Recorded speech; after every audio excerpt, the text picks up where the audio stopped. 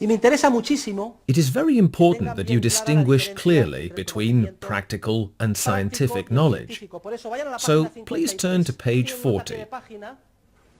There, in note 22, you will find a table which shows several items to describe the two different types of knowledge, marked Type A knowledge and Type B knowledge. Since entrepreneurial knowledge is the most important type, we will call it Type A, and we will call scientific knowledge Type B. The name of 4 authors appear in the table. Michael Oakeshott, who was Professor of Political Science at the London School of Economics, Friedrich Hayek, who received the Nobel Prize in Economics and was the star disciple of Ludwig von Mises, Michael Polanyi, and Mises himself. These authors have theorized about what separates the two types of knowledge, as I have explained them to you today, but the authors' approaches have varied slightly. Take a look at the 4 pairs of contrasting terms. Next to Type A, write entrepreneurial knowledge. There we read that it is practical or traditional. In what sense? Note the Latin origin, traditio, traditionis, to hand over. How did the master craftsman in the painter's workshop teach the young Velázquez? Day by day, the teacher gradually and implicitly handed over to his pupil a wealth of practical entrepreneurial knowledge. In contrast, Type B knowledge, scientific or technical knowledge, is formalized. It can be contained in a book. Wouldn't it be convenient if all knowledge were like that? A new apprentice arrives and you tell him, "Here kid, study this book." When you know the book by heart, you can start painting.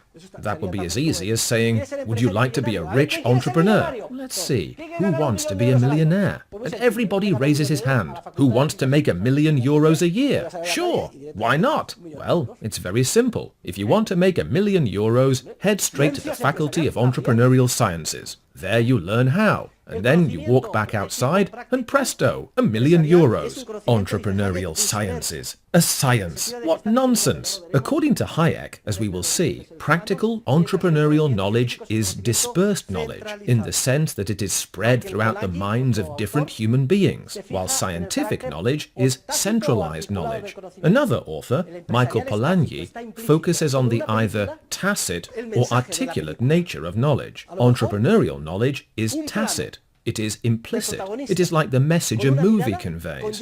Maybe a shot of the main character with a certain look on her face communicates a huge volume of practical knowledge. Just that image alone. The knowledge is not codified, explicit, or expressed in words. People would get tired of reading lines on the screen, and they would walk out of the theater. Filmmakers want to transmit practical entrepreneurial knowledge that is subjective and cannot be expressed in words. Indeed, the thoughts a movie suggests to us and the feelings it provokes in us are precisely what give it its charm. A movie does not spell everything out perfectly as if it were an article in a scientific journal full of mathematical formulas.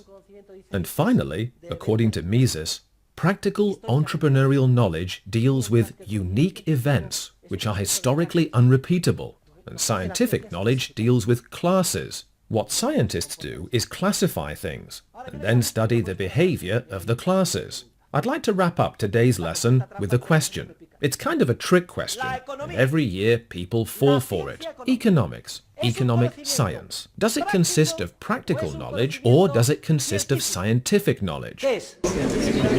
Scientific. Phew! That's right. Last year, when I asked the question, the entire group answered unanimously, practical. It's true that I just spent the whole class period talking about practical knowledge. They were probably thinking, so which is it?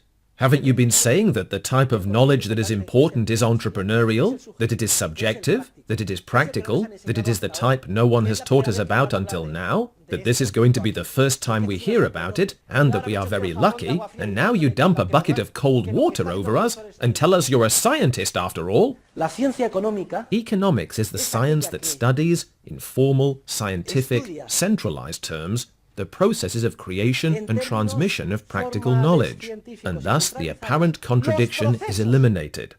To put it another way, economics is the science which consists of theorizing about the phenomenon of entrepreneurial creativity, and the processes through which the knowledge entrepreneurs generate is transmitted.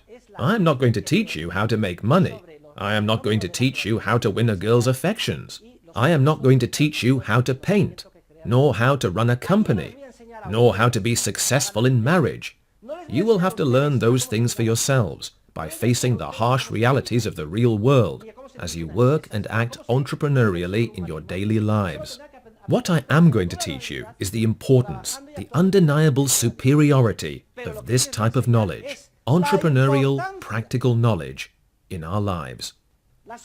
We will also talk about the mechanisms and processes through which it is created and transmitted, and which give rise to the wonders of society and the market.